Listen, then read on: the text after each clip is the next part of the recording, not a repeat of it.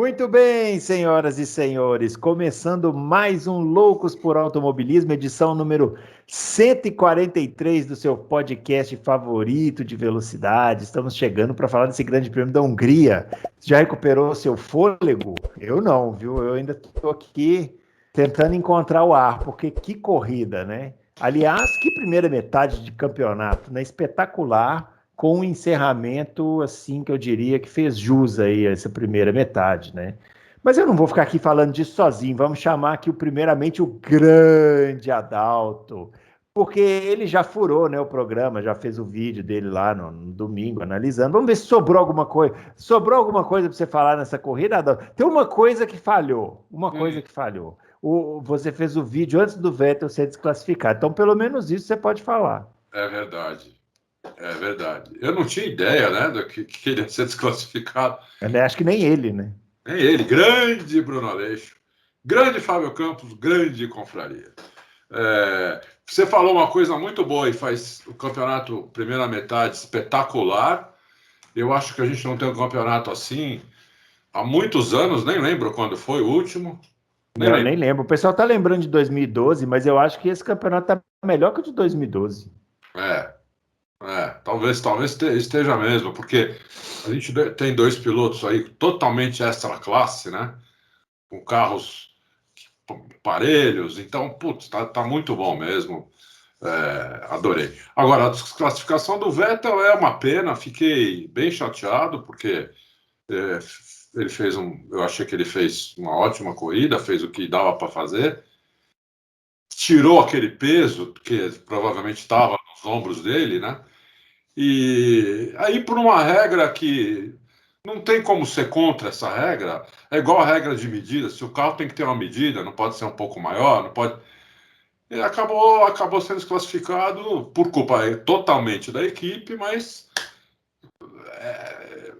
não É tem muito o que assim, falar sobre isso. é assim. Eu vou chamar o Fábio, mas antes eu queria fazer aqui uma retratação, né? Que a gente falou aqui da curva, quando que foi, quando que não foi. Eu acabei vendo a imagem do acidente do Barrichello lá, em 2003, e realmente o senhor tinha razão. Em 2003 a curva já tinha sido modificada. Eu fui É, realmente traído pela memória nessa aí, viu? Eu é, achava que não. o velhinho aqui não lembra bem o que tomou de café da manhã hoje, mas É, de coisa antiga. você vê, a pior memória do podcast acabou prevalecendo, né? Mas acontece, né? A vida é assim. Bom, vamos chamar agora o Fábio Campos, né? A gente passou aí mais esse fim de semana vendo coisas inéditas, né? E uma das coisas inéditas que a gente viu, né, Fábio? Eu nunca tinha visto isso, foi uma largada com um carro só. Inclusive, o pessoal tá zoando bastante que o Hamilton conseguiu largar sozinho e chegar em terceiro, que comprova que ele não é tão bom assim, né? Você foi boa, eu não tinha visto essa. Mas brincadeiras à parte, Fábio, que corrida, hein?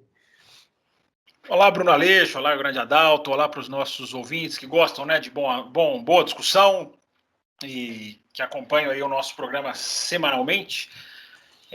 Foi uma corrida, sem dúvida nenhuma, muito interessante. Foi uma corrida, eu acho que foi a melhor corrida do ano, né? Foi uma corrida, essa sim foi uma corrida boa. Eu acho que foi a primeira corrida boa que você pode chamar de uma ponta até a outra, né? San Marino não, Imola, né? Teve também ali, foi uma corrida mais movimentada, mas eu acho que essa foi melhor, porque a gente, né, Bruno, eu sempre gosto de dizer que a gente precisa, principalmente o fã de Fórmula 1 mais das antigas, né, como você, né, não tanto quanto você, mas que acompanhou os anos 80. Você é tão velho assim, né, Fábio?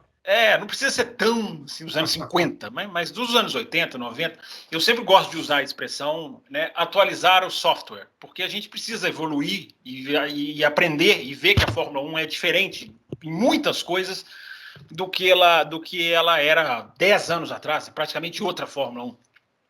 E a expressão, eu vou roubar de mim mesmo, a expressão atualizar o software, porque eu acho que a gente precisa atualizar o nosso software e tirar um pouco dessa injustiça que a gente faz com o circuito da Hungria. Não que seja uma pista magnífica, mas é impressionante como o circuito da Hungria tem a capacidade de entregar boas corridas, né, maior do que vários outros circuitos que são mais decantados normalmente. O circuito da Hungria, Bruno, ele tem, para mim, uma das... E isso já vem se repetindo ao longo dos anos, né? Mas a gente meio que faz vista grossa. Então está na hora de atualizar o software. O conjunto das curvas 1, 2, 3 e 4 da Hungria é um dos melhores do calendário. É um dos melhores trechos do calendário para se ter disputa, para se ter briga e para se ter roda com roda. E com isso eu já termino aqui a minha introdução, dizendo que, apesar de achar, né, que muita coisa poderia ser diferente na Fórmula 1, a gente vive não só um momento mágico, como a gente assistiu diante dos nossos olhos um momento mágico, né? Porque o que fizeram Alonso e Hamilton, a demonstração de destreza que esses dois colocaram na pista, o espetáculo que eles deram, eu tinha dito que a melhor batalha dos últimos 2 anos era Verstappen e Hamilton naquela primeira volta em Silverstone. Já não é mais. O que Hamilton e Alonso fizeram, para mim, tá nos melhores momentos da década, quando a gente for fazer assim que ela terminar, embora ela esteja só começando, né? Então, Bruno Aleixo, assistiram a uma exibição como essa, não tem como deixar passar. Nós vamos detalhar tudo, nós vamos entrar nesses assuntos.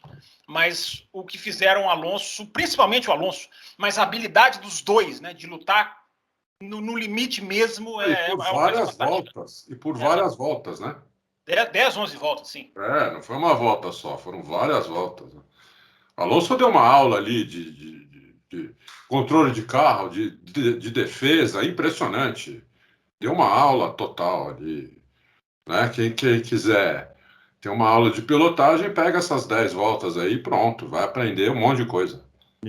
Essa corrida estava tão iluminada, né, que a gente viu o DRS funcionar perfeitamente, né, ajudar como ele deveria ser. Aliás, mostra como a Fórmula 1 desperdiçou 10 anos, porque se calibrasse o DRS para situações, fazer como faz na Hungria, porque funciona ali, porque a reta é mais curta, né, como funciona muito bem na reta oposta de Silverstone, aquela mini reta.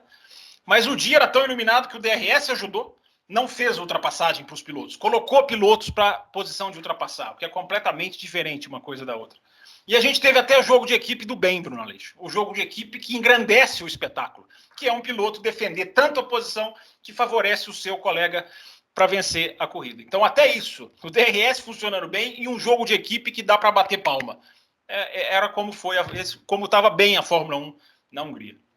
Muito bem, ó, os nossos os nossos twitters, né, você já sabe, estão aparecendo aqui, o meu @BrunoAleixo80, o do Fábio @CampusFB e o do Adalto @AdaltoRacing. Bom, olha, tem tanta coisa para falar dessa corrida que tá difícil, sim, saber como começar, mas eu gostaria... Hoje você vai falar igual você falou semana passada, não tem hora para acabar? Não, tem que ter, um dia tem que acabar, né? A gente vai tentar aqui. Tem Olimpíada daqui a pouco, eu quero assistir. Tem Olimpíada, é difícil, muito complicado, muita coisa acontecendo ao mesmo tempo. Mas eu acho que a gente pode começar falando do sábado, porque o sábado trouxe uma situação muito curiosa, né, na Fórmula 1, que foi o Q3, né, o Adalto? O Hamilton saiu. Eu confesso, eu estava aqui assistindo o Q3. Estava com meu filho no colo, ele já estava assim um pouco enjoado, querendo chorar e tal. E eu vi o Hamilton sair do box, faltando sei lá quantos minutos, 2 minutos para acabar, como eles fazem, né, de praxe. Saiu todo mundo atrás dele, o Bottas à frente, né? E os dois andando a 20 por hora ali, passeando pela pista, e a Red Bull atrás, e o cronômetro comendo. E, gente, o que o Verstappen está esperando? Porque o Hamilton já tem o melhor tempo, aliás, um super melhor tempo. Ele já tinha feito o tempo. Eu na minha insignificância aqui de analista, matei a charada na metade da volta, Adalto.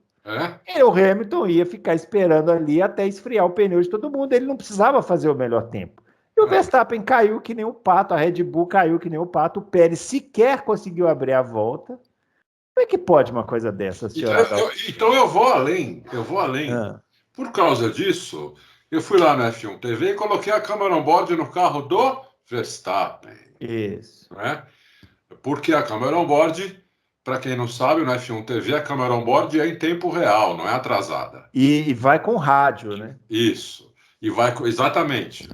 O rádio é em tempo real, não é atrasado, como é na transmissão. E na transmissão, eles estavam falando lá e outro lá pediu para falar, e se passasse na transmissão, eles iam perder também. Né? Mas eu acho que não passou na transmissão. Mas na câmera on-board, assim que o Verstappen sai do box e o Hamilton está devagar, o engenheiro fala pro Verstappen, se você precisar, pode passar o Hamilton. Aí não passa. E aí eles vão indo devagar e o engenheiro fala mais 3 vezes por Verstappen durante essa volta o tempo que está faltando para dar a bandeira quadriculada, para acabar o treino. Ele não diz de novo para o Verstappen passar, mas ele fala, ó, falta 30 segundos, depois faltam 10 segundos, faltam 20 segundos, faltam 10 segundos, entendeu? Então, eu não pus no do Pérez, mas provavelmente o Pérez também, o engenheiro dele deve ter falado também, ou se não falou, é um imbecil, né? Então não tinha o que reclamar, eles tinham a volta inteira para ter ultrapassado e ter feito a volta deles normal. Né? Mas o pessoal aí não usa muito a cabeça, né? O pessoal comenta muito com o fígado, né? Escreve com o fígado, fala com o fígado, né? Então é só usar a cabeça, entendeu? Saber um pouquinho de regra, que na volta que sai do box, que é a volta lenta, você pode ultrapassar quem você quiser. Você não pode fazer isso numa volta rápida. Se o cara tiver em volta rápida, você não vai atrapalhar o cara. Mas se o cara tivesse na volta de saída do box, você pode passar ele normal, não acontece nada, entendeu? Então é isso. É isso, né? Isso que É aconteceu. basicamente isso. Ou seja, ninguém trapaceou, né? O Verstappen não era. O Hamilton não atravessou o carro na pista, não é? Lógico É que importante ressaltar isso para o pessoal da internet aí, viu, gente? O Verstappen podia ter passado o Hamilton, faria a volta dele, talvez até batesse o tempo do Hamilton, talvez, né? Mas isso não aconteceu. E a Red Bull fica aí fazendo essa pose de coitadinha, né? E tal, mas na verdade não pensaram, né? Porque a Mercedes foi muito esperta, né? Eles ficaram 15 dias fazendo essa palhaçada de coitadismo por causa do acidente lá de Silverstone, enquanto a Mercedes ficou melhorando o carro dela e chegou lá na Hungria, que era uma pista para a Red Bull cravar, fazer P1 e P2, entendeu? Foi a Mercedes que fez P1 e P2 na classificação e a situação reverteu, né? Porque ia ser difícil na corrida, uma corrida seca. Tudo bem, a corrida começou molhada, por isso que deu até aquele acidente. Mas numa corrida seca, ia ser difícil o Verstappen ganhar essa corrida. Bem difícil. Entendeu? Né? Se o Hamilton e o Bottas largam normal, largam bem, o Verstappen fazendo a primeira curva em terceiro, ia ser bem difícil ele ganhar essa corrida. Né? Que era uma pista onde eles teriam que fazer P1 e P2. Uhum. Então tem que parar com isso aí. esse coitadismo aí, porque não existe isso, entendeu? Em esporte profissional de alto nível, muito menos. Quem está vendo a Olimpíada está vendo como os caras são. Ô, Fábio, vamos arrematar esse sábado aí, porque o domingo tem muita coisa, né? Não tem muito o que acrescentar, não. Sábado foi jogo psicológico, né? Guerra psicológica. O Hamilton sai ali do box para, sabendo, como você falou, do tempo que ele tinha. Você vê que a freada que ele dá, não a freada, né? Mas a lentidão com que ele percorre ali a área da pista antes de cruzar a linha branca, né? Aquela área ali que define a saída do box, ali ele quase para o carro, né? E ali não dava para o Verstappen passar. Então ali é jogo mental, né? É a batalha mental, que a gente já falou aqui várias vezes, né? Foi ressaltado aqui após Silverstone, né? O campeonato não é só disputado na tabela de pontos, embora seja onde ele seja decidido, mas ele é disputado na cabeça, né? Então, e a Red Bull até nem reclamou disso, falou que o que o Hamilton fez foi o gamesmanship, que eles falam em inglês, né? É o jogo mental, é a batalha mental. Mas eu não sei se o Verstappen teria tanta condição de passar o Hamilton, porque o Hamilton foi muito esperto, ele foi freando aonde ele podia nas curvas e nas retas ele dava uma acelerada. Então, para esfriar o pneu do Verstappen. Mas, enfim, acho que ali é do jogo. Enfim, se ele impedisse o Verstappen de começar a volta dele, aí era uma coisa, né? Ficasse ali freando, como aconteceu em 2007, ele e o Alonso. Aconteceu com o Pérez, porque o Pérez é o dominó, né? As peças vão a fila vai se empurrando. Então o Pérez acabou sendo vítima disso aí, também caiu. Agora, né, não deixar o piloto fazer a volta é uma coisa. Agora, você fazer uma volta de aquecimento ali mais devagar, não faz parte do jogo, né? Tinha uma Ferrari na frente deles todos, inclusive na frente do... Eu acho que era o Leclerc, na frente do Bottas, que também estava super devagar, não sei se vocês repararam isso. Sim, o Hamilton até falou isso, né? Que tava todo mundo... Vocês estão olhando só para mim, mas estava todo mundo lento, né? Bom, muito bem. Virou o sábado para o domingo, né? E aí veio a corrida, né? Com pista molhada no começo, veio a largada e aconteceu aquilo que a gente viu lá, né, o Adalto? O Bottas não conseguiu parar o carro e provocou um strike lá. Todo mundo já usou essa palavra. Fiquei pensando, como que eu vou chamar isso, né? Strike. Strike mesmo, boliche. Mas é strike mesmo, né? Foi isso que ele fez. Strike, né? E ele conseguiu bater. É isso que é impressionante, porque o pessoal tá falando que teve gente que falou, foi de propósito, a Mercedes. Olha, nem se fosse de propósito, ele ia conseguir acertar as duas Red Bull como ele conseguiu. Aquilo é uma coisa tão absurda que nem se ele planejasse a manobra ele ia conseguir, porque ele jogou o Norris em cima do Verstappen e ele mesmo foi e acertou o Pérez. E ainda para complementar veio o Stroll, que o Adalto vai explicar, porque né, eu também não entendi. Eu custei a ver, né, mas o Stroll foi pela grama, sabe-se lá pensando o quê, e deu no meio do Leclerc e foi feito o caos na largada do GP da Hungria. Foi feito o caos. Agora, o Stroll, primeiro, duas coisas aqui para falar. Primeiro, o que o Leclerc estava fazendo na frente do Stroll? Primeiro. É um absurdo, né? Era a curva no carro. Ali, quase parado. Né? Na frente do ídolo. O ídolo está lá para correr, não para ficar parado. Claro, no caso ele estava fazendo a curva, né? Mas isso é um detalhe. Né? Esse é um detalhe. Segundo, evidente que o freio do Stroll, do ídolo, teve algum problema, Bruno. Você tem alguma dúvida? Aliás, eu acho que você tem dúvida, porque eu vou dedar aqui. O seu Bruno Aleixo deu nota 2 para o Stroll. Nossa, ídolo. Que mãe, hein? Que mãe, hein? Você deu 2 por simplesmente ter acelerado na reta. Que mãe. Mas eu realmente eu vou dar tempo de rever ainda para baixo a nota? 6 meses sem salário pro seu Bruno Aleixo. Que do louco, entendeu? Um prejuízo esse enorme. 2 aí que ele deu pro ídolo. Um prejuízo enorme por ter sido generoso com o Stroll. Não, eu acho agora é sério. É evidente que foi um absurdo. Mas o Stroll, eu acho que ele não... Ele estava olhando pro carro da frente, que era a Ferrari, né?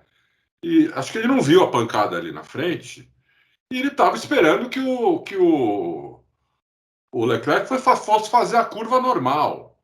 Quando ele viu que o Leclerc tirou, porque o Leclerc foi bem na frente dele que aconteceu, quando ele viu que o Leclerc tirou o pé de uma vez, freou de uma vez, não dava mais tempo. Por isso que ele tentou tirar para fora, para a grama, para não bater. Mas, evidentemente, que foi um absurdo, lógico. Mas tem essa coisa. O ídolo não ia fazer isso por nada, entendeu?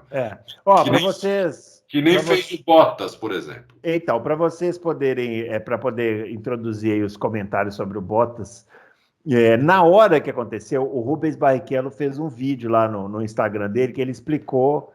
Falou assim, olha... Não querendo dizer que não é culpado, logicamente é culpado, inclusive merece até ser punido e tal.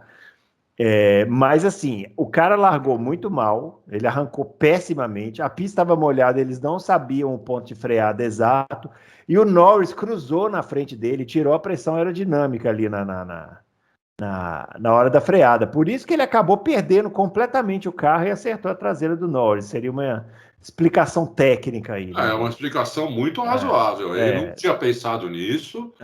Eu ia aqui descer a lenha totalmente no Bottas. Não, pode descer. Uma explicação muito razoável. Sem tirar a culpa do Bottas, mas é uma explicação técnica bem razoável. A explicação técnica que o Barrichello deu foi essa. Mas aí, jogando a bola para vocês aí sobre essa manobra da primeira volta. Ô, Fábio Campos, vai você agora. Bruno, erros claros, crassos e que merecem punição. Eu acho que, inclusive, dá para a turma da punição, né? É impressionante como a gente, às vezes, esbarra com filosofias, né? Gente que abraça a filosofia do bateu, puniu. na questão do Hamilton e Silverstone, enfim, para mim não é, bater o punil não é o modo de se gerir a Fórmula 1. Existem batidas que merecem punição e existem as batidas de corrida. Essa foi uma batida, claro que acontece, mas é uma batida que merece punição. Você vai lá e erra a freada de uma maneira que arrebenta todo mundo. Você está fazendo uma coisa não natural, entre aspas, embora claro que não seja por querer. Os dois merecem punição, perderam o carro claramente. Essa questão de cortar a pressão aerodinâmica, ela acontece, porque, inclusive, aquele acidente do Vettel na Inglaterra com o Verstappen em 2019 também é isso. A batida das duas Red Bull em Baku, em 2018, também é isso, né? Uma põe na frente da outra, mas o piloto tem que antever isso, né? Isso faz parte dá mais o Bottas mais até do que os outros dois, porque os outros dois estão numa disputa de posição que acontece rapidamente. O Bottas não. O Bottas teve o tempo de digerir a péssima largada que ele fez, e entender isso e fazer uma. Ele mesmo falou, enfim, eu não tenho nem que ficar falando aqui, ele mesmo falou. Foi um erro horroroso meu, enfim, sou o culpado. Então, enfim, a gente vai ter tanta coisa. Eu vou até me poupar aqui a voz, tá? Porque a gente vai ter tanta coisa boa para falar ainda, que no caso do Bottas, para mim, é preto no branco. Bottas e o Stroll erraram um erro crasso e punição. Enfim. Não, tá certo também, também acho, mas que a explicação do Rubinho foi boa, foi. Muito bem. Bom, feito isso, acabou que aí teve a bandeira vermelha, né? Engraçado que parecia que não ia ter, né? Num dado momento ali, parecia que ia entrar só o safety car e tal, mas aí decidiram pela bandeira vermelha, né? E aí todo mundo foi pro box, né? Para poder consertar os carros, de quem dava para consertar, né? E veio a relargada parada. E aí aconteceu o segundo grande fato da corrida, né? Ou terceiro, se contar com o sábado, que foi todo o grid parando, porque quando deu a volta de apresentação, aí de novo, estava eu na frente da TV, né? Tô vendo lá a volta de apresentação, falei, bom, todo mundo vai parar. Seu filho vendo também, não? Não, a corrida não. A corrida ele não estava vendo, não. Ele não quis só ver. O treino. Não quis ver a corrida. Aí eu estava ali vendo os caras, essa pista já secou, né? Todo mundo vai parar. E o curioso é que ao longo da volta de apresentação, a transmissão foi colocando os rádios e todo mundo falando assim, olha, todo mundo vai parar, vamos parar também, todo mundo vai parar. Eu até achei, o Adalto, que o Ocon não ia parar. Que eu pensei, falei assim, eu acho que a Alpine vai mandar vou liderar pelo menos umas 3 voltas aqui para fazer um bonito. Mas não, todo mundo parou, menos o Hamilton, que alinhou lá e fez aquela largada sozinho, que eu nunca vi na minha vida, acho que ninguém nunca existiu, né? Eu acho que não, eu nunca vi também. E isso acabou sendo um grande fato da corrida, porque o Hamilton teve que parar na primeira volta, porque a pista evidentemente tinha secado e voltou em último. A equipe explicou isso, foi um erro dela, né? Ela falou que ia voltar a chover logo rapidinho. Né? Por isso que mandou o Hamilton ficar na pista. E também disse que ele parando, com o box na Mercedes ali é o primeiro, eu já não concordo muito com isso. Ele ia perder muitas posições, porque todo mundo ia parar. Bom, o box dele é o primeiro. Se a Mercedes fizesse a troca rápida, em 2 segundos e pouco, como todo mundo faz hoje em dia, ele voltaria em primeiro, segundo ou terceiro no máximo, entendeu? Não em último, como ele acabou ficando, né? Então ele perdeu a corrida ali, naquele momento perdeu a corrida, né? Eu achei que não ia dar para ele ganhar a corrida, e no final eu estava errado, que ia dar para ele ganhar a corrida se não fosse o Alonso. Ele ia ganhar a corrida se não fosse o Alonso, que realmente é um monstro, um piloto totalmente extra classe, absurdamente bom, né? E foi isso, quer dizer, foi um erro absurdo da Mercedes, eu acho. É que ninguém é infalível, né? Ninguém é infalível. Mas acabou garantindo uma boa dose de emoção na corrida, né, Fábio? Foi. Eu acho que a explicação, por mais razoável que seja, ela não apaga o erro, né? Porque a explicação é razoável porque, por ser o primeiro da fila, ele entraria no primeiro box e teria que esperar muitos carros passarem, né? Para não ser o unsafe release. Mas isso é muito teórico, né? Porque você não sabe quanto tempo você vai ficar, você pode achar uma brecha. A gente nunca viu um carro parado 20 segundos esperando todo mundo passar, nunca aconteceu. Então ele poderia perder posições, mas não para último, como ele caiu, né? Como ele ficou na pista, quando ele parou, estava olhando os números, né, ele estava a 13 segundos do último da fila, né? Ou seja, ele ia perder e caiu para último, como, né, todo mundo viu, era certo. Eu até entendo, eu achei que se a Mercedes explicasse dessa forma, que eu vou falar aqui, talvez ficasse até menos pior, embora, repito, nada apague o erro. É que quando você é o primeiro, você tem essa... É diferente a decisão de quem está em primeiro. Porque se ele está em primeiro e entra no box e ninguém entra, tudo bem, ele pode sair com o melhor pneu, mas ele pode ter o grid todo para ultrapassar, e isso pode prejudicar muito a corrida dele. Então, isso acontece muito na NASCAR, né? O primeiro normalmente o mais... É o que tem a situação mais complicada, porque ele pode induzir o comportamento contrário de todo mundo. Então, essa explicação, a Mercedes não deu essa explicação, eu estou dando. Se a Mercedes desse essa explicação, eu acho que ficaria menos pior, porque dizer que ele ia perder tempo no box, sim, mas que ele ia voltar em último, impossível. Repito, nunca vimos um cara ficar parado esperando 20 carros passarem, ou 17, não sei quantos sobraram, né? 12, 13, enfim. No máximo, ele voltaria em quinto lugar, eu acho. Então, foi um erro. Agora, a imagem é divertidíssima, né, Bruno? A imagem é curiosa, é divertida, né? Uma largada de um carro só. Na hora que eu vi essa imagem, eu pensei assim, se ela tivesse acontecendo em 2020, 19, 18, 17, 16, 15, 14, era uma imagem simbólica, né? É o cara que larga sozinho, é o cara que corre sozinho. Mas nesse ano ela não é simbólica, porque nesse ano ele tem um rival muito forte. Mas a imagem é curiosa. Só um parênteses, aconteceu parecido na MotoGP, há alguns anos atrás na Argentina, com o Jack Miller, que foi o único que ficou na pista, os outros foram para o box, mexeram nas motos, só que na MotoGP é engraçado, porque não era todo mundo largar do box. Tem uma regra que você tem que largar, acho que 20 posições atrás. Então ficou o grid inteiro lá atrás, e o Jack Miller sozinho, assim, ó, 20 posições na frente de todo mundo. E a largada foi divertida, foi parecido, foi na Argentina, faz uns 3, 4 anos, se eu não me engano. Mas foi a coisa mais parecida com isso que eu já vi. O pessoal lembrou da largada do GP dos Estados Unidos, né, em 2005, só tinha 6 carros, mas lá por outros motivos, né? Aquela foi triste, né? Aquela foi triste, não foi divertida. Eram pilotos desistindo de correr por causa do problema no pneu, né? Bom, o fato é que aí o Hamilton largou, ele teve esse problema, teve que parar no box, e aí ele fez uma corrida de recuperação que eu achei, assim, espetacular. Eu até... teve um dado momento assim da corrida que eu falei, gente, o Hamilton vai ganhar essa corrida.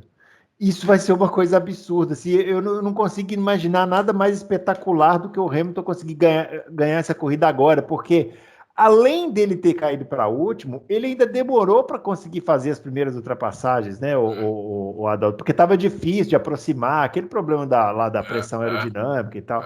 Então, naquela primeira briga ali, naquele pelotão que tinha o Mick Schumacher com o Verstappen, com o Giovinazzi, né, acho que foi o primeiro que ele ultrapassou, tava super difícil ali, né? Então ele ainda demorou para conseguir recuperar e ele quase ganhou a corrida. Uma corrida de recuperação espetacular, né? Do Lewis Hamilton. Espetacular mesmo, numa pista difícil de fazer isso, né? Com a pista totalmente seca. Se fosse ainda no molhado, seria até mais fácil, né? Mas numa pista totalmente seca, ninguém mais abandonou, não teve mais acidente, não teve mais nada. Então, foi realmente espetacular. E a briga com o Alonso, para mim, foi o ponto alto da corrida, né? O ponto alto do final de semana. Você vê dois pilotos desse nível, que você vê assim, isso o que a cada 10 anos, 20 anos, sei lá, pilotos desse nível, né? Brigando na pista, sem ninguém fazer vigarice, sem ninguém cometer erro. O Alonso nunca deu o lado de dentro. Hamilton não conseguiu pôr por dentro nenhuma vez. O Alonso nunca deu o lado de dentro para ele. Era sempre por fora e o Hamilton recolhia, porque a gente via, né? Ele estava por fora, o Alonso por dentro, ele recolhia porque o Alonso no final da curva ia lá para fora, fazer a saída da curva, né? Que é o que todo mundo faz, né? Então ele recolhia, entendeu? E o Alonso, quando não dá, põe o carro no meio da pista, quer dizer, esperando para ver para onde o Hamilton ia, impressionante. Né? Então nenhum dos dois fez nada, o Hamilton deu uma reclamada lá, que é normal, todos eles reclamam, estão dizendo, Hamilton reclamou, todos eles reclamam mesmo, não tem piloto que não reclame, né? Deu uma reclamada lá, mas no final falou, o Alonso é um animal, entendeu? O cara é muito bom, o cara... Eu achei sensacional. Tem aquela primeira curva à direita e depois aquela à esquerda. Isso. É a 2 ou a 3? É a 2.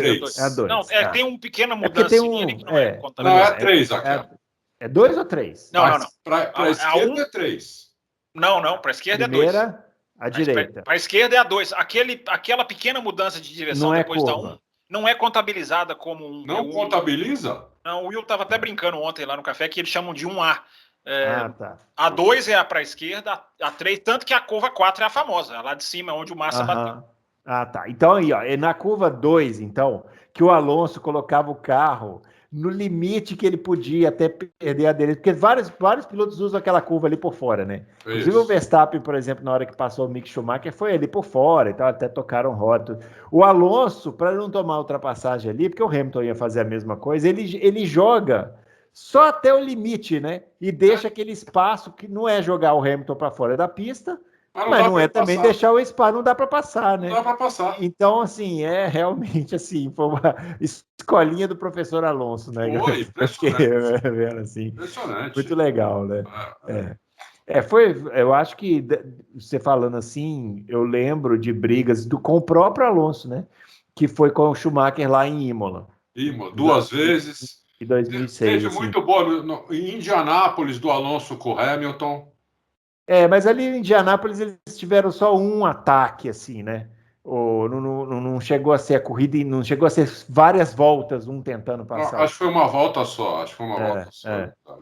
Realmente foi, não sei dizer se foi o melhor lance da corrida, numa corrida que teve tantos lances, mas acredito que tenha sido um dos maiores mesmo, né, Fábio? Não, eu já até falei na abertura, para mim o maior dos dois, a maior disputa do pós-pandemia, digamos assim, a melhor disputa dos 2 últimos anos. Porque você está vendo ali, né, Bruno, uma batalha. Aí eu acho que aí a palavra batalha pode ser aplicada, né? A gente costuma banalizar algumas expressões, e aí quando acontece o momento dessas expressões serem realmente usadas, elas já estão meio banalizadas, né? A gente viu essa batalha e dava para ver claramente como que ali não era o carro que estava decidido. Não tinha carro ali. Por mais que o Hamilton, claro, tinha mais equipamento, mas não foi o carro que decidiu a batalha. Ali nós vimos o braço ser decisivo, o braço importar. Isso, quando acontece isso com a Fórmula 1, é sempre um espetáculo. Quando há o braço que decide a corrida, ou que decide um lance, ou que decide em várias curvas, e não um simples puro equipamento, ou a pura asa aberta, é muito mais rico. Então a gente viu, é impressionante a intensidade da batalha. A batalha é intensa, porque o cara tenta, volta, tenta de novo, muda um pouco a linha. O outro, eu falei, estava falando ontem no podcast, mais ou menos isso aí que você falou, Bruno. A curva 2 é impressionante, como ele não deixa chegar no ponto de ter que espalhar o Hamilton, que é o que muita gente faz. A saída da curva 2, ela é um ponto é um ponto, apesar de ter uma área pequenininha de escape, né, mas ela é um ponto de espalhadas. O Alonso consegue ir abrindo com uma técnica que não deixa chegar lá. Ele não deixa o Hamilton chegar no lado a lado a ponto de existir a espalhada. E você vê até, teve um momento, também falava sobre isso ontem, tem um momento na curva 1, na saída da curva 1, que eu fiquei com a nítida impressão de que o Alonso levanta o pé, mas é aquela levantada do pé perfeita para cortar o embalo. Porque se o cara vem no embalo, ele pega e alinha ali do lado. Tem uma hora que eu falo assim, não, ele levantou o pé, porque o bico do Hamilton chega perto e depois volta. Então, o que é legítimo também. Sem dúvida, não há nenhum. Totalmente legítimo. Você tirar o pé para matar a saída de curva do cara que está atrás. Os 2 carros tocam as rodas na chegada para 4, algumas voltas depois. Chegam a tocar as rodas. E na hora eu pensei, né? Esse toque de rodas poderia colocar o Hamilton em cima da árvore. Poderia mesmo. E aí, se acontecesse, Hoje, os profetas do acontecido, a turma do bateu, puniu, Alonso é mau caráter, Hamilton tinha que ter levantado o pé, pensado no campeonato. Eu queria que essas pessoas manifestassem agora, tivessem a coragem de dizer agora, punam o Alonso, né? Porque pediriam punição se aquele contato de rodas, que aí é lei da física, se o piloto roda ou não, bate ou não, ou segue, como felizmente seguiram, ali é lei da física, mas como as pessoas julgam pela consequência, algumas assumidamente disseram isso para mim no Twitter, tem que se punir pela consequência, disseram isso para mim lá, né? Sou obrigado a ler algumas coisas, mas enfim, leio e respeito. Não, o interessante é o seguinte, se fosse punir pela consequência, talvez essa batida do Bottas, por exemplo, não gerasse punição, então, porque a consequência ninguém machucou, né? Foi uma batida fraca, né? Não, ou então gerasse 10 corridas, porque pegou os dois rivais da Mercedes, né? Então, Bruno, depois dessa corrida, das primeiras repercussões, eu fui olhar e vou trazer para você, vou até ler aqui, mexer aqui um pouquinho, sair um pouquinho do quadrante aqui, porque eu fui pegar a definição de maestria, Bruno Aleixo. Veja a definição de maestria, segundo o Google, não o dicionário. Profundo conhecimento e sabedoria sobre qualquer assunto ou disciplina. Habilidade e perfeição na confecção de um objeto ou na execução de uma obra. É isso. Perícia, ainda termina com a palavra perícia. Então, o que a gente viu, Bruno? Os dois. Sem nenhum exagero, foi uma exibição de maestria. Dos dois, porque o Hamilton não se colocou nenhuma vez em posição de ser jogado para fora da pista. Não, mas mesmo se ele tivesse colocado, não era defeito dele, não era erro dele. O que me impressionou no Hamilton foi cada hora tentar e tentar buscar modos diferentes. Isso também até levar o Alonso ao erro, mas é isso que tem que fazer. Sim, sem dúvida. É isso que tem que fazer. Espero que o Verstappen tenha aprendido com isso. Nós tivemos, vocês estavam brincando aí na questão das notas, né? Nós tivemos a situação na Alpine em que o vencedor, para mim, não merece a melhor nota da equipe. Ih, rapaz, melhor piloto da Alpine na pista foi o Alonso. Para mim, não tem a menor dúvida. Absolutamente é claro isso, mas nós vamos falar do Ocon daqui mais pro final do programa. Vamos falar do Ocon. Você acha que ele não merece a nota mais? O cara andou pra caramba esse mais do que o Alonso? Você deu nota maior do que do Alonso? Dei. Vocês merecem os xingamentos que Não, mentira, não dei não. Eu dei a mesma nota. Dei a mesma nota para os dois. Mas assim, eu achei, é claro que a vitória do Ocon, ela foi muito, muito, muito em razão dessa briga aí, porque o Alonso atrasou o Hamilton. O Hamilton chegou colado no Vettel e no Ocon no final da corrida, né? E sabe Deus o que ia acontecer se ele tivesse 3 voltas para passar aqueles dois ali. Agora, o Ocon, ele foi perfeito, né? Porque ele impôs um ritmo fortíssimo. Você vê que o Vettel também estava dando tudo. O Ocon, ele conseguiu impedir que o Vettel chegasse ao ponto de abrir o DRS por várias voltas, não cometeu nenhum erro. Então, assim, eu achei incrível. Eu achei a vitória méritos ele teve, sem dúvida nenhuma. Não dá para tirar os méritos do Ocon. Achei a vitória espetacular. Não foi claro. Não foi. É claro. Eu estou para concordar com o Fábio. Porque é o seguinte, né? Não, pera. Você deu a nota igual ou você deu a nota maior para o Alonso? Eu dei a nota do Ocon e do Alonso a mesma nota. Ah, então beleza. Então não estou sozinho. Meu Deus. Então não estou sozinho. Vocês são resultadistas? Como vocês são resultadistas? Eu dei a mesma. Vou dizer por que eu dei a mesma nota. Porque eu acho que o grande mérito ali do Ocon foi não cometer nenhum erro a corrida inteira. Ele foi pressionado da primeira volta à última volta. E o que o Vettel precisava era de um errinho dele para passar. Um erro. Existiu. Ele não existiu. Então, você passar... e tantas voltas... Não... 70 voltas, acho, não é isso que foi? Nem sei mais. Sem cometer um erro com alguém no cangote, isso, para mim, merece uma nota muito alta. Não é alguém qualquer, né, Adalto? Um tetracampeão. Lógico. Não na melhor fase da carreira dele, mas estava bem, também não cometeu erro. Foi muito boa a disputa. E... O Vettel, eu vou discordar de vocês redondamente. Com o Ocon eu concordo, merece notão. Agora, equivaler a frieza do Ocon com a demonstração de braço do Alonso, eu respeito, mas eu não... Não, mas eles chegaram na mesma nota por razões diferentes. Isso, muito bem, Adalto. É isso. Um ficou ali se sustentando, o outro fez uma exibição brilhante. Essa é a minha discordância. Mas, enfim, quem dá nota é vocês. Isso que eu ia falar. Mas essa discussão vale a pena, Rica. Primeiro que o Ocon já tem o mérito de estar na frente do Alonso. Já tem isso. Ele já tem esse mérito. Ele já estava na frente do Alonso. Entre o Ocon e o Alonso tinham vários carros. Sim. Não era o Alonso logo atrás do Ocon por uma circunstância, não. Tinha o Vettel, tinha o japonês, tinha não sei mais quem. Tinha inclusive o Latifi, que ganhou 12 posições na primeira curva. Aliás, o Latifi ajudou muito aquela disputa entre o Ocon e o Vettel. Foram embora, né? Porque eles ficou passeando lá.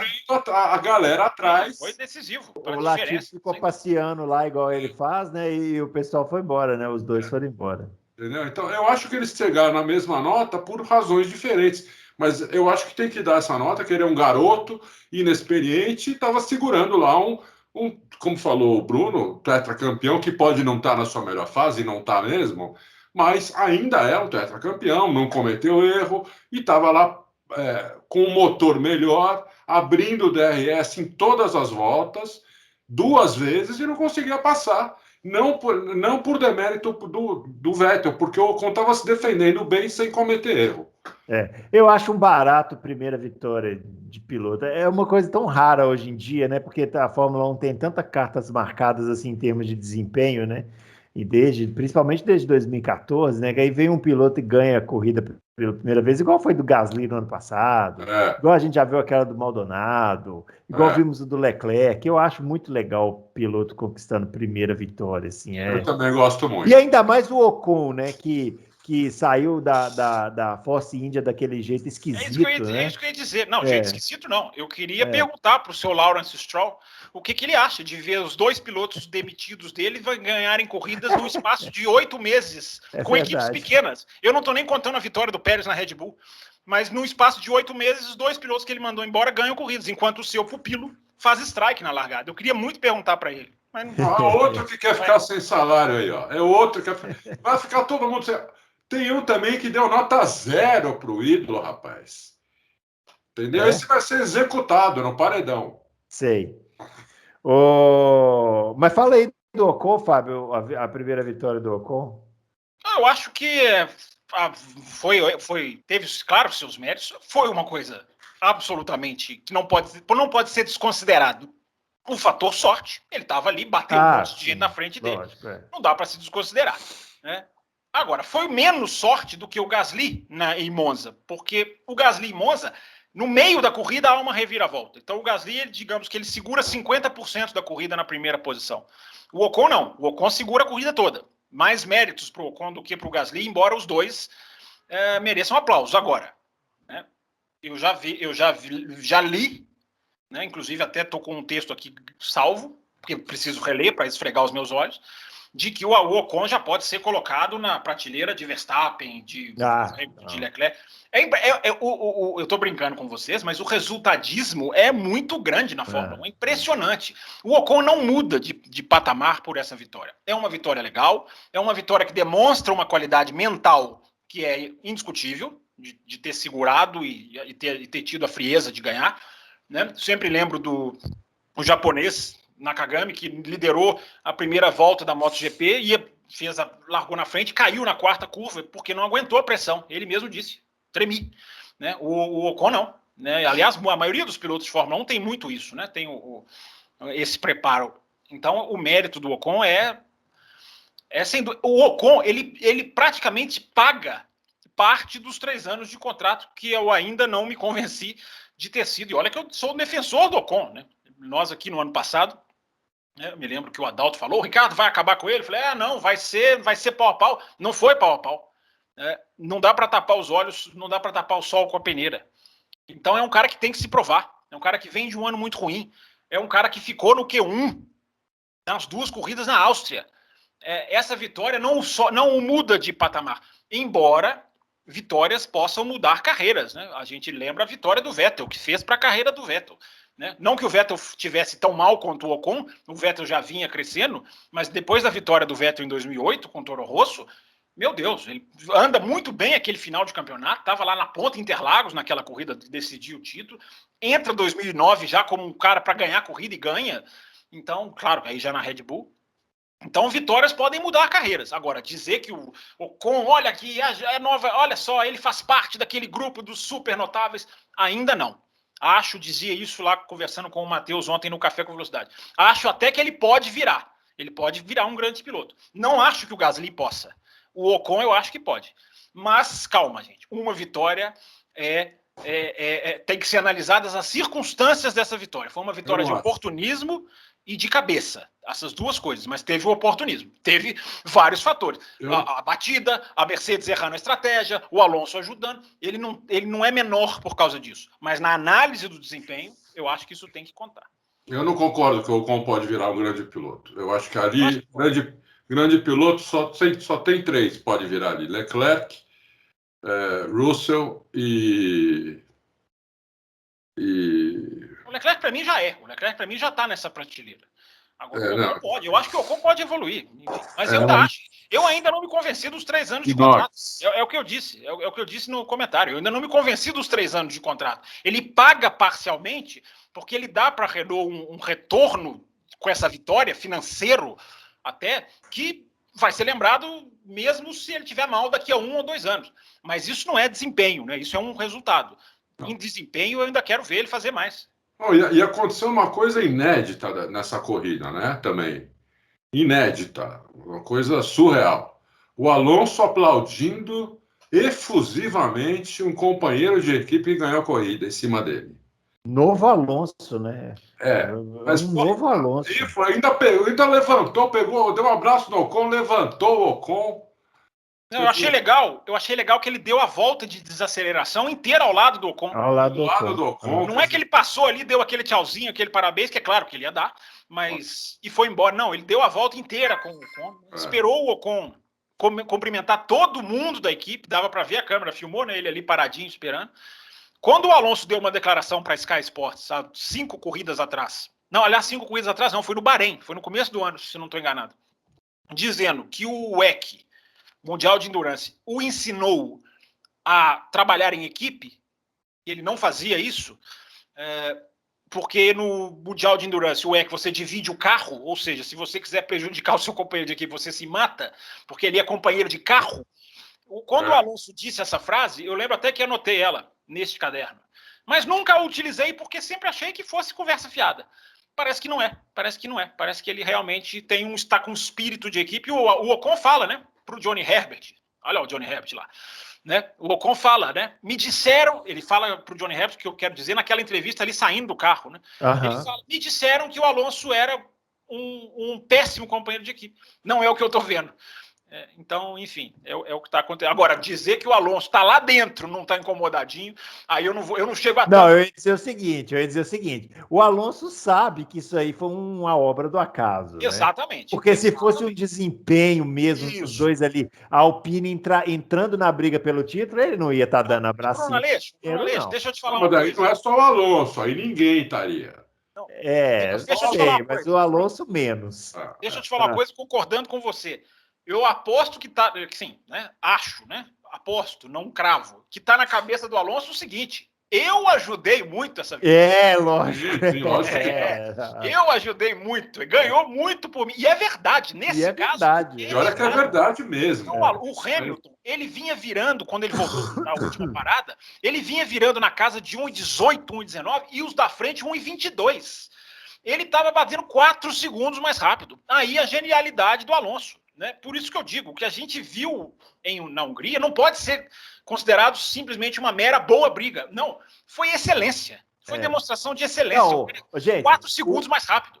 O Hamilton caiu para último, muito para último. Ele fez uma parada extra no box e ele chegou na linha de chegada na mesma imagem dos 2 primeiros. Sim. É simplesmente espetacular. Eu estava até meio distraído na última volta. Quando eu olhei eles fazendo as últimas curvas, o Hamilton lá, eu falei, caramba, o Hamilton tá chegando. Tipo, se tivesse mais uma volta, ele ia chegar. É impressionante. Bruno Aleixo, olha a importância de algo que eu venho batendo contra há muito tempo, mais ainda nesse ano, porque está ficando escandaloso.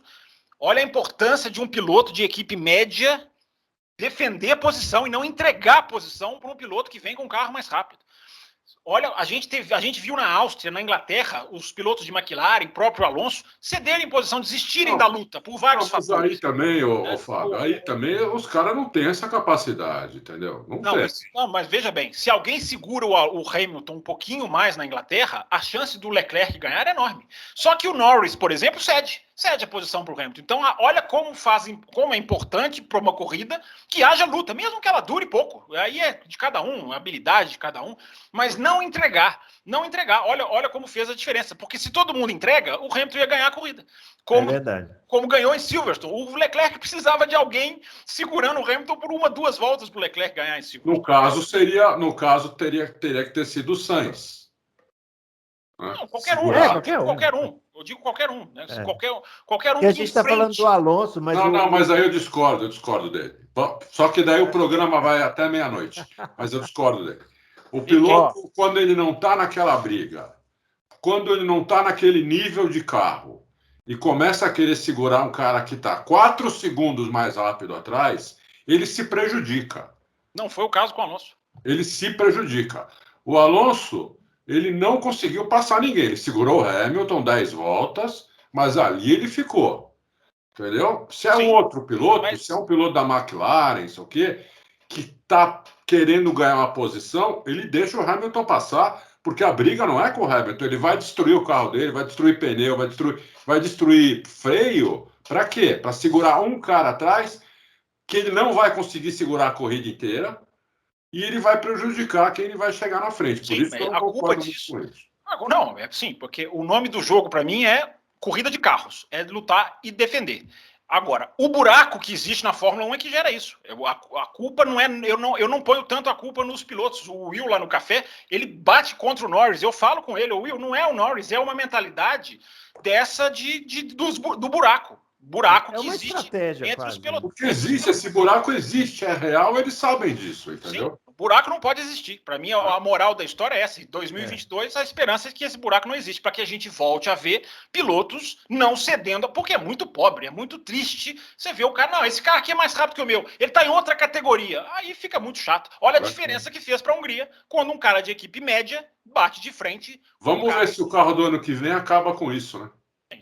Tomara. Alguém de vocês já sabe o que aconteceu com o George Russell, que estava também super bem na corrida e de repente começou a cair no início da prova e no final conseguiu o tão sonhado pontinho lá, né? O nono Chegou a falar no rádio para a equipe priorizar Bacana isso do Russell.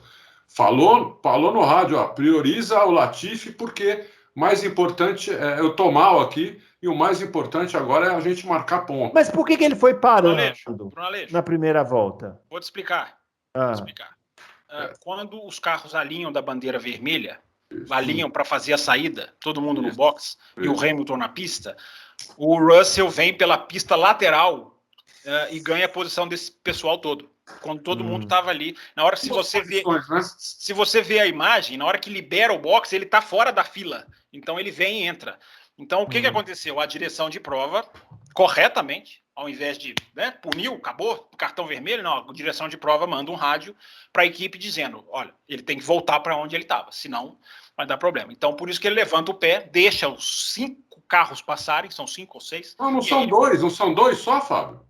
Ele saiu passando todo mundo. Ele ganha 5, 6 posições nessa manobra, entre aspas, dentro do box, e aí a direção de prova manda com que ele devolva. Ele devolve 5, 6 posições, dá para ver ali no último setor, onde ele levanta o pé.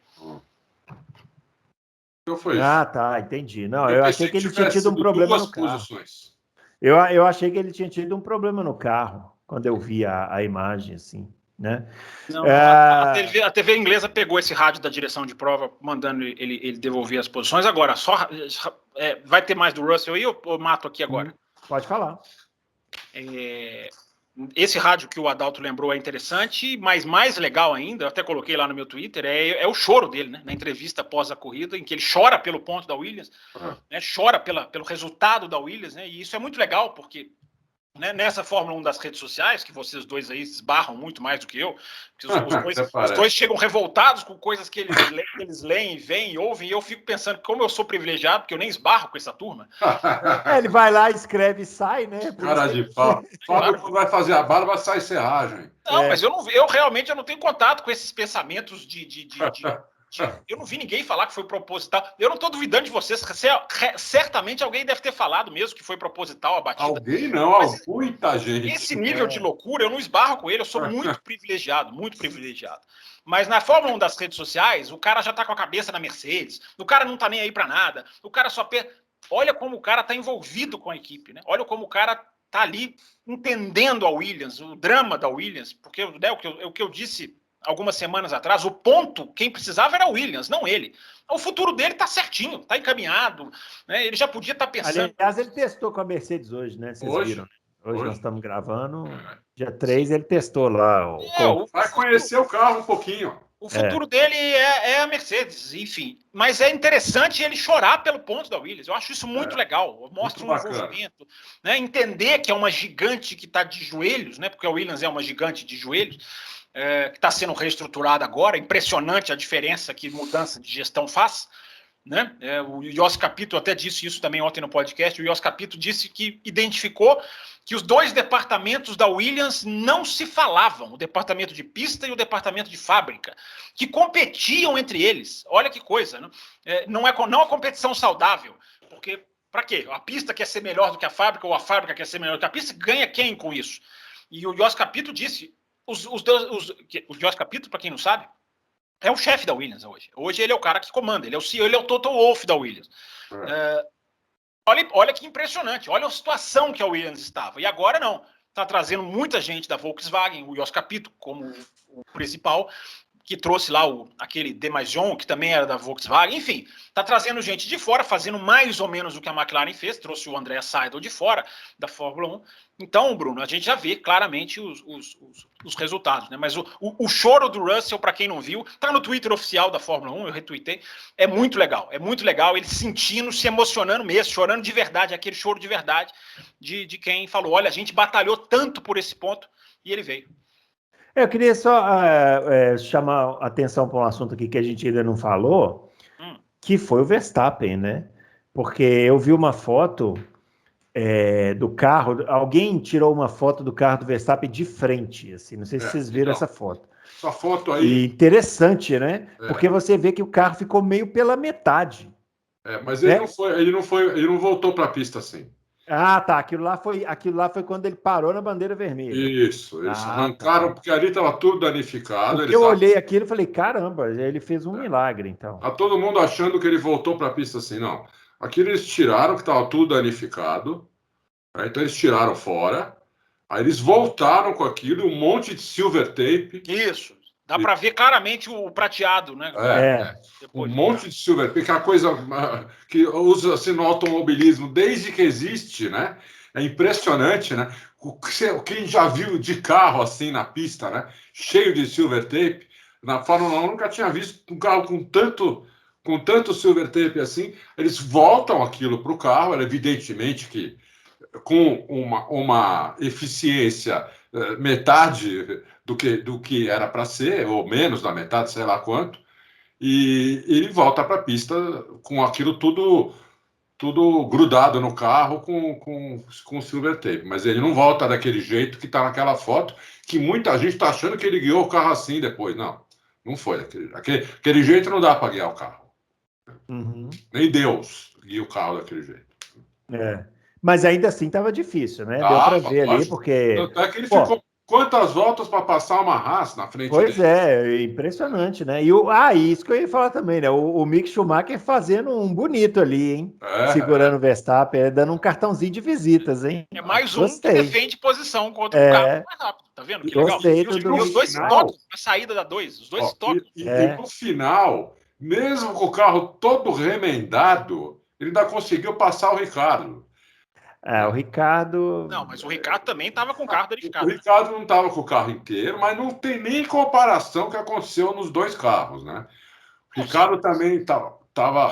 porque o carro do Medir Verstappen... os danos é difícil, né? Agora, o Ricardo também foi vítima do strike do Stroll, que acertou o Ricardo, não foi o do Bottas, foi o do Stroll. Que a Ferrari acertou o Stroll, né? O Stroll acertou a Ferrari do Leclerc e o Leclerc acertou. Ele vai ficar com isso até, sei lá. Foram duas bolas de boliche ali. A primeira foi o Bottas e logo em seguida veio a segunda bola, que foi o ídolo. Ai, meu Deus do céu. Ô, Fábio Campos, você quer falar alguma coisa do Verstappen? Do Verstappen, Bruno Aleixo? Olha, o mais impressionante do Verstappen é que ele tinha 32 pontos de vantagem 2 corridas atrás, né? E agora ele tem 8 a menos, ele não conseguiu completar a primeira volta, né, das duas corridas praticamente. Então, a situação dele essa batida, eu entendo o cara sair pé da vida. As duas, né? Porque a outra ele acaba no muro, não acaba na barreira de pneus. O cara sair do carro pé da vida... eu entendo. Agora, essa também é para reclamar muito, né? Não no sentido de fazer outros caminhos, mas, poxa, o cara tá lá, o cara larga em segundo, né? Consegue passar larga em terceiro, consegue passar para segundo, vai fazer a curva por fora. Ontem, os meus 2 colegas lá no café ficaram discutindo se ele estava fazendo a curva por fora defensivamente, para não evitar, ou para já atacar o Hamilton lá na terceira. Que eu falei, nunca vamos saber. Mas ele estava fazendo a curva por fora. E aí vem a câmera no carro dele, você tem a noção do quanto é de ficar pé da vida, né? Porque ele tá ali, de repente, é aquele solavanco, né? Aquela pancada. Uma pancada. Não tem absolutamente nem como ele ver, né? Porque ele já tá no meio da curva praticamente. Então, eu acho que ele pergunta, né? No rádio, ele pergunta o que aconteceu, né? A nota 0 para o Verstappen, Bruno, é de xingar a imprensa por fazer perguntas sobre a possível primeira curva que seria. Né, que foi na entrevista coletiva da Fórmula 1, ali foi a primeira rachadura que eu vi, embora fora da pista. O Verstappen na pista não tem rachadura mental nenhuma até agora, mas fora da pista, para mim, ele deu a primeira. Porque ele se irrita, explode com o jornalista que pergunta para ele, e a primeira curva, o que vai ser? Ele xinga, usa palavrão, fala que já respondeu isso 50 mil vezes. É chato responder 50 mil vezes, mas ele responde 50 mil vezes porque tem 50 mil veículos cobrindo a Fórmula 1. Ele tem que passar no microfone de cada uma quinta-feira, ele dá entrevista para a imprensa escrita, para a imprensa televisiva. É o tamanho da Fórmula 1. Enfim, se ele não quiser responder, eu até entendo. Não quiser dar entrevista, quiserem reanalisar isso, tudo bem. Né? Eu acho que o momento é para a gente discutir psicológico de atletas. A Olimpíada está levantando uma discussão que para mim é excelente, válida, positiva, uma discussão que merece ser travada. Agora, se você vai dar entrevista, não xinga o repórter que fez a pergunta. Ele poderia muito bem falar, não quero responder isso, meu amigo, já respondi 50 mil vezes. Eu não ia bater palma, mas era direito dele. Agora, querer pautar o que o jornalista pergunta, não dá. Mas isso aí é um clássico dos nossos tempos, né? Pessoas querendo pautar o que o jornalista pergunta. É verdade. E a largada do Norris, nós não falamos, hein? Que ele ia fazer a primeira curva em terceiro. Norris, sim, antes de ser acertado ele já tinha passado, todo mundo ia fazer em terceiro a primeira curva. Só ia fazer atrás do Hamilton e do Verstappen. É verdade. Agora, aqui tem só uma coisa do Verstappen que eu esqueci de dizer, que vale para a Bélgica, né? A punição de 5 posições do Bottas desenha ou praticamente favorece, digamos assim, a primeira fila com Verstappen e Hamilton na Bélgica. Porque quem pode interferir é o Pérez, que em qualifying não entrega tanto assim, ou o Bottas. Como o Bottas vai perder 5 posições, é praticamente... a chance é grande, praticamente certo não. A chance é muito grande de largarem na Bélgica Hamilton e Verstappen na próxima corrida de Fórmula 1. Imagina o Rouge, hein? Imaginem o Rouge.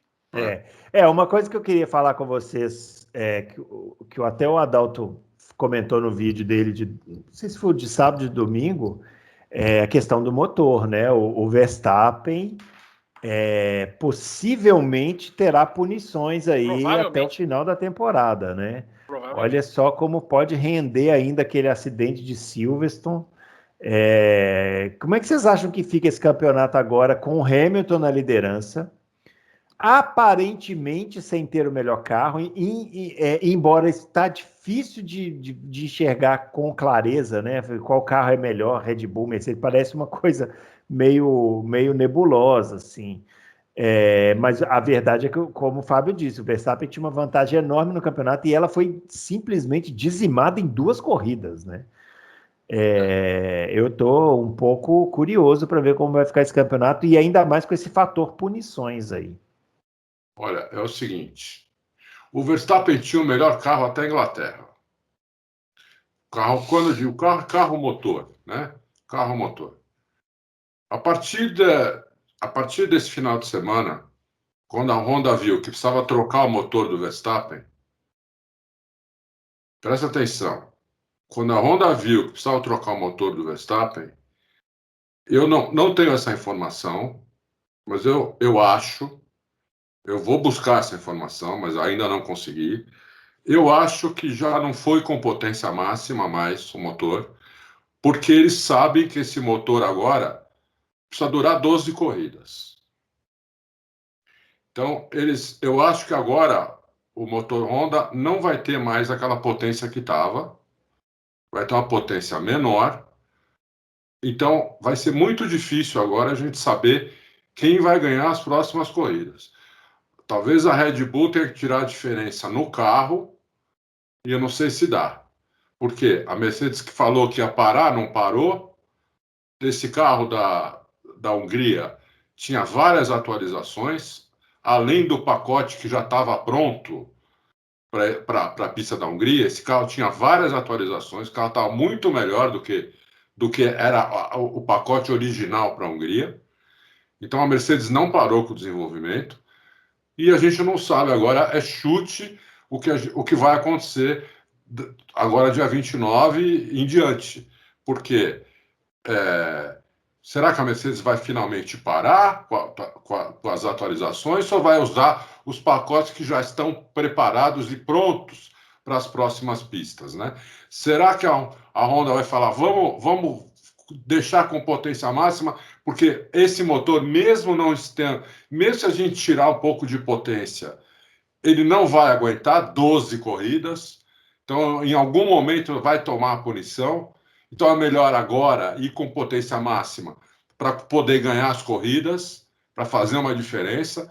Então isso aí, para mim, vai ser muito interessante a gente ver como é que vai ficar essa situação.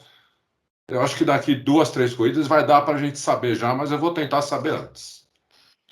Muito bem. O Bruno, a Honda colocou o motor do acidente no carro do Verstappen, né? Esse motor tinha ido para o Japão, voltou. Só que quando o motor vai para o Japão, ele pode ser observado, mas ele não pode ser desmontado. Tem certos lacres da FIA que você não pode quebrar. Então o motor foi, eles observaram, não acharam nada. Trouxeram o motor de volta, colocaram o motor no carro do Verstappen e descobriram, depois que o carro já tinha andado, que existe um crack, como disse o Christian Horner, existe algum racha, alguma coisa, alguma fissura, talvez seja a melhor expressão. E aí tiraram esse motor do carro. Ou seja, não dá para fazer um motor o resto do ano, só com esses motores o resto do ano. Porque aí eles colocam um outro motor que já usou. Por que o Verstappen não perdeu posição, então? Porque eles trouxeram um motor que já foi usado. Eles podem fazer isso. Pega um motor que já usou. Agora, o problema é isso aí que o Adalto falou. São 12 corridas. Duvido que vão fazer 12 corridas de potência baixa. Solta, joga tudo, vai pôr um motor num momento estratégico, vai perder 10 posições em Monza, vai escolher uma hora. Escolhe uma pista, escolhe uma pista que dá para recuperar. Não, que dá para recuperar. Um dia que o Hamilton tomar uma punição, largar de último, opa, troca aqui e vamos ganhar ponto aqui nessa corrida. Pode ser, mas passar 12 corridas sofrendo, não vão fazer. Eu não acredito que vão fazer. Porque aí é matar o campeonato. Agora, o jogo passa a ser jogado com essa variável. O jogo passa a ser jogado com essa chance de punição gigantesca. O Christian Horner disse que o motor pode ser consertado. Existe essa possibilidade. Se é uma trinca, se é uma fissura, você conserta isso como? Aí você vai trocar uma peça, vai poder, não vai poder? As outras equipes têm que ver. Manda para retífica. Enfim, então, se o motor for consertado, a Red Bull deixa de ter esse problema, ela continua com os 3 que ela usa. Se não for consertado, aí que é a grande possibilidade. Agora, só um detalhe também nessa disputa do melhor carro, né? Eu acho, Bruno, que você falou, né? Não sei se a Mercedes tem o melhor carro. Talvez tenha, porque o que aconteceu na Hungria, toda a chuva, o que aconteceu no domingo, a imprevisibilidade, não pode, digamos assim, obscurecer a análise técnica, que é a Red Bull testou todas as configurações de asa dianteira e não conseguiu achar um ponto ideal. O Verstappen reclama de saída de frente o final de semana todinho. A Red Bull coloca uma asa menor, não é que tirou asa, não, trocou por uma asa menor, ou seja, isso na Hungria é quase que um suicídio, para tentar, largou 4 décimos atrás, fez o Q2 de pneu vermelho, que é praticamente entregar, assim, ó, não tem o carro para fazer a pole, então vamos lá, vamos fazer o pneu vermelho no Q2, e se largar no seco, vamos ver o que dá. Então, Bruno, a Mercedes correu, foi para as cordas, tecnicamente falando. Isso pode desenhar um outro campeonato a partir da Bélgica. Pode ser uma questão de Hungria. É o que eu falei aqui semana passada, né? A gente desenha tecnicamente e acontece o contrário. Então, eu não vou dizer mais nada tecnicamente que vai acontecer. Agora, nesse final de semana, a Red Bull correu, foi para as cordas. Tentou várias configurações, inclusive colocar uma asa menor, e mesmo assim, tomou 4 décimos no quali. Olha, sabe onde é que eles vão trocar os motores de novo? Quem está na sequência certa vai ser em Sochi ou em Istambul. Quem tiver na sequência certa. Quem trocar fora de Sochi ou Istambul está com problema no motor. Pode escrever. Eles podem trocar antes e alternar, né? Eles podem usar uma pista, podem colocar um motor novo, sei lá, em Monza, mas não seguir com esse motor de volta em Sochi para outro. Eles podem. Mas é que tá todo mundo trocando mais ou menos perto, né? Foi Azerbaijão todo mundo e Red Bull na França, né? Tá tudo mais ou menos perto ali. Eu acho que muito difícil. Vai ser um. Agora a decisão da FIA, da Liberty, de 23 corridas, passa a ser fundamental. Porque se o campeonato tiver 22, como tem hoje está com 22, né? Tá com um asterisco lá.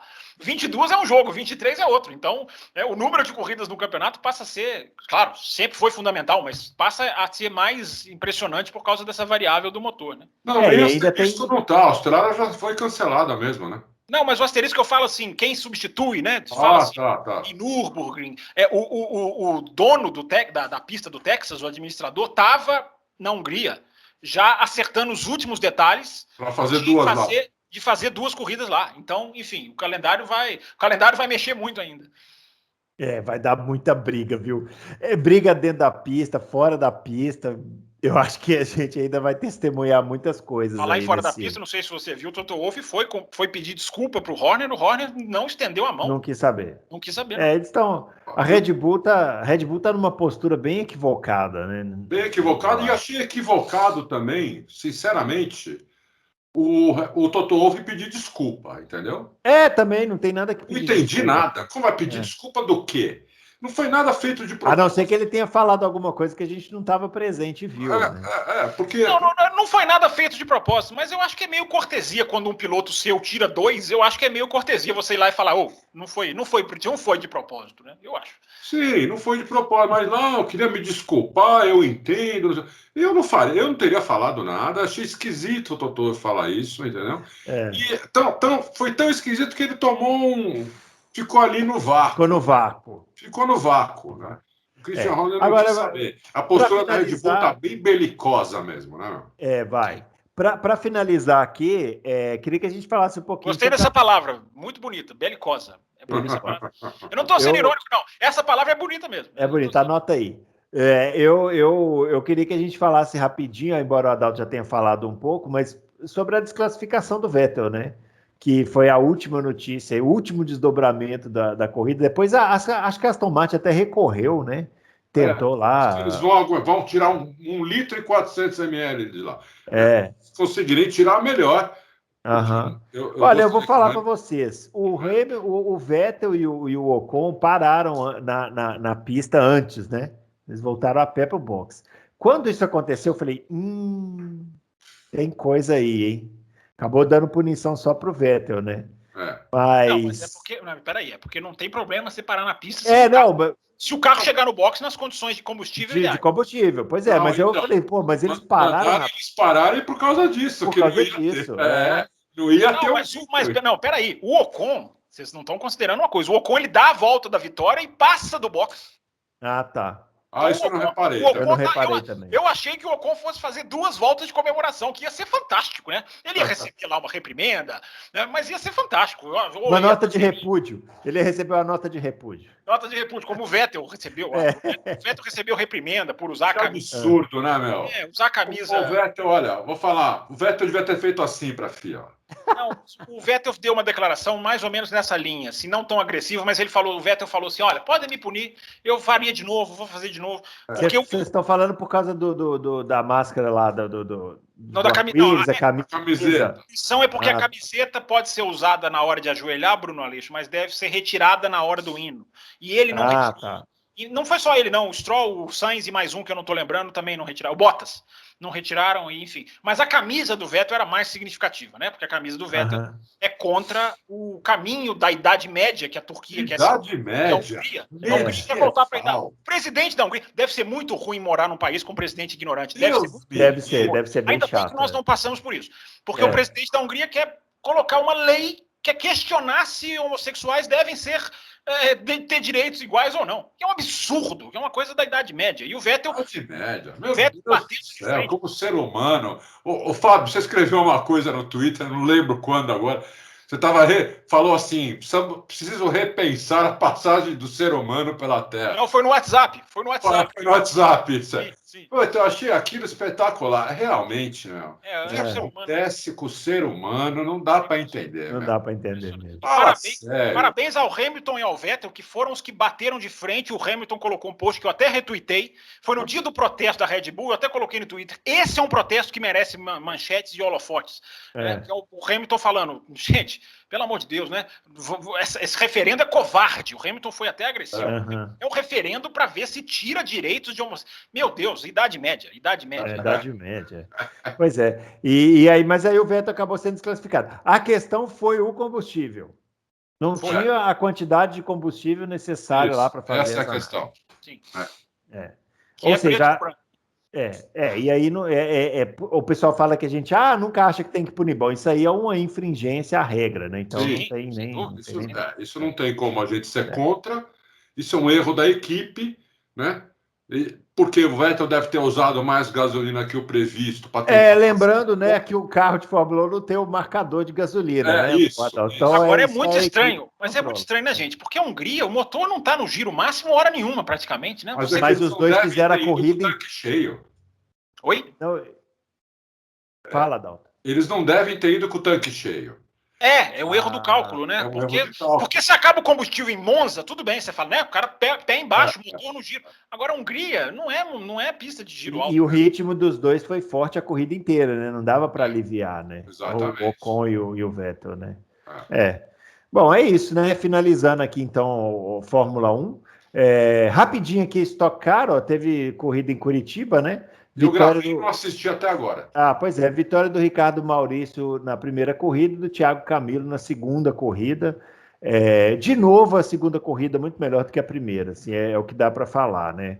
Muitas disputas, um Felipe Massa fora de ritmo. Adalto, Felipe Massa tá fora de ritmo, viu? Ele até foi bem no treino, mas ele deu uma batida, não sei se foi na primeira corrida ou na segunda, que ele acertou depois foi voltar para a pista, o outro acertou ele. Olha, não tá legal não, viu? Não tá ruim. Tá legal não. Já tem tempo, viu, Bruno? Ele foi mal também. Já tem tempo, viu? Já tem tempo. Ele termina na carreira dele na Fórmula 1 no mesmo nível ali do Stroll. Ele vai para a Fórmula E e perde categoricamente para o Mortara. Não chega nem o Eduardo Mortara, não chega nem a arranhar o Eduardo Mortara na equipe. Então, Massa... Olha outro. Quer dizer, eu vou ficar bem agora, porque 3 vão ficar sem salário. O cara dá o exemplo do ídolo para falar mal de outro piloto. Quer dizer, é o fim da picada, né? É um absurdo, né? Por favor. Eu quero saber até quando nós vamos continuar com isso, porque não é possível. Confraria, por favor, nos comentários, me ajudem. Esses dois aí. Mas assim, na Stock Car, a gente sempre espera... Outro também, mas é porque está no primeiro ano, né? Mas o Tony Canaan também está apanhando na Stock Car, mas apanhando, mas está dando dó. E a próxima corrida, inclusive, ele nem vai correr, né? Que ele vai estar na Fórmula Indy. E quem vai correr no lugar dele é o Pietro Fittipaldi. Ô, Bruno Aleixo, e como é que tá o Nelson Piquet na Stock? Mal também. Mas o Nelson Piquet montou a equipe agora, né? Então ele tá com a equipe própria, o buraco é mais embaixo, né? Não é tão simples assim, né? Montar uma equipe e ele tá sofrendo com isso aí. Agora, o Felipe mas vocês estão muito condizentes. O Antônio Félix da Costa veio e andou bem, hein? É verdade, é verdade, é verdade. Não, o Félix da Costa não é que ele andou bem, ele deu aula. Ele deu aula. Ele deu aula aqui quando ele veio andar. Teve um que deu aula aqui também quando veio, foi o Lucas de Grassi, né? Naquela corrida do milhão que andou muito, né? Impressionante. Aliás, você deu um retweet no Lucas de Grassi, que é o melhor, uma das melhores tweetadas que eu vi nos últimos tempos. Maravilhoso. Lucas de Grassi, parabéns, viu, meu filho? Você está de parabéns. Quem tem dúvida, vai lá, @BrunoAleixo80. Foi por aí vocês vão ver. Ele deu uma resposta para um jornalista muito legal. Você está chamando aquela figura de jornalista, você é mãe mesmo. Lógico. Você é mãe mesmo. Mas o de Grassi deu uma ótima aula de como a discussão do mental que eu estou falando, né, é válida. E aí vai um boboca que não né? Enfim, é aquele cidadão que acha que estupro tem que ver o contexto. Isso, tem que ver o contexto do estupro. Muito bem, pessoal, é isso. Finalizando, então, o Loucos pro Automobilismo. A gente volta nesta quinta-feira, daqui 2 dias, né? A gente vai gravar, então, as respostas aí, as perguntas. Eu acho, viu, Adalto? Eu acho que nós vamos ter aquele probleminha de ter que fechar a página um pouquinho antes, porque vai chover de pergunta. Então, amigo que quer muito fazer uma pergunta, tente entrar o quanto antes. Porque se chegar num nível que tiver assim insustentável, a gente vai ter que fechar a página, porque vai chegar um dia em que para mandar pergunta vai ser igual comprar ingresso para o Paul McCartney no Brasil. Abre, em 15 segundos fechou. Ou então por um jogo Brasil e Argentina, né, Fábio? Um dia nós vamos contar aqui a história da fila do ingresso para Brasil e Argentina. Ou então comprar ingresso para um jogo do Cruzeiro, que é a exibição de gala. Isso aí, exibição de gala. Agora, então, com o professor, nós estamos arrebentando. É isso aí, pessoal. Vamos finalizando, então, esse Loucos pro Automobilismo. Não se esqueça do nosso joinha. Não se esqueça de se inscrever no canal, dar like aqui no vídeo, marcar para ter as notificações. E entre na página do Auto Race e faça a sua pergunta que a gente vai gravar aqui na edição, na próxima edição, na edição 144. Beleza? Grande abraço aí para todo mundo. Valeu.